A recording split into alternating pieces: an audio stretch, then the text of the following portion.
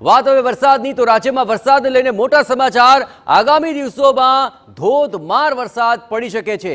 જાણીતા હવામાન નિષ્ણાંત પરેશ ગોસ્વામીએ વરસાદને લઈને કરી છે મોટી આગાહી। અરબી સમુદ્ર અને બંગાળની ખાડીમાં બે સિસ્ટમ સક્રિય થઈ ચૂકી છે અને રાજ્યમાં 3 દિવસ ભારે વરસાદની આગાહી વ્યક્ત કરવામાં આવી છે। ખાસ કરીને દક્ષિણ ગુજરાત અને સૌરાષ્ટ્રના કાંઠા વિસ્તારોમાં ધોધમાર વરસાદ પડી શકે છે। સૌરાષ્ટ્ર, કચ્છ, ઉત્તર ગુજરાત અને મધ્ય ગુજરાતમાં પણ ભારે વરસાદની સંભાવના છે।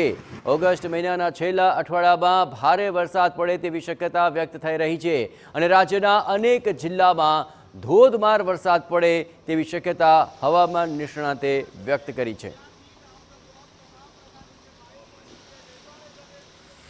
અરબ સાગરની અંદર કેરળથી પશ્ચિમ દિશામાં દરિયાની અંદર એક લો પ્રેશર બન્યું હતું ને એ લો પ્રેશરે ઉત્તર પૂર્વ તરફ ગતિ કરી, જેને કારણે એ લો પ્રેશર છે એ મહારાષ્ટ્રના દરિયા નજીક પહોંચી અને મહારાષ્ટ્રના દરિયાકાંઠે આવી અને એ નબળું પડી અને સાયક્લોનિક સર્ક્યુલેશનમાં પરિવર્તિત થયું છે।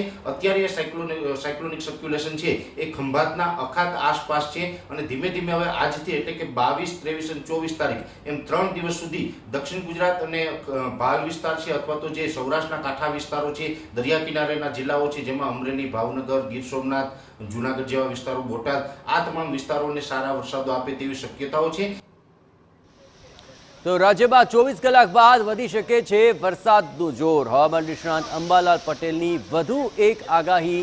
22 અને 23 ઓગસ્ટે ઘણા ભાગોમાં હળવા વરસાદી ઝાપટા પડી શકે છે। 24 થી 28 ઓગસ્ટ દરમિયાન ભારેથી અતિ ભારે વરસાદની છે શક્યતા। પંચમહાલ અને વડોદરાના ભાગોમાં 3 થી 4 ઇંચ વરસાદ પડી શકે છે।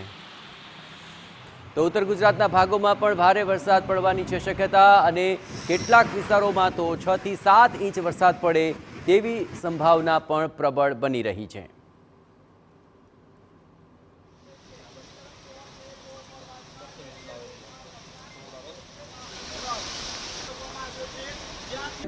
પરંતુ તારીખ 24, 25, 26, 27 ઓગસ્ટમાં રાજ્યના કેટલાક ભાગમાં ભારેથી અતિભારે વરસાદ થવાની શક્યતા રહે છે।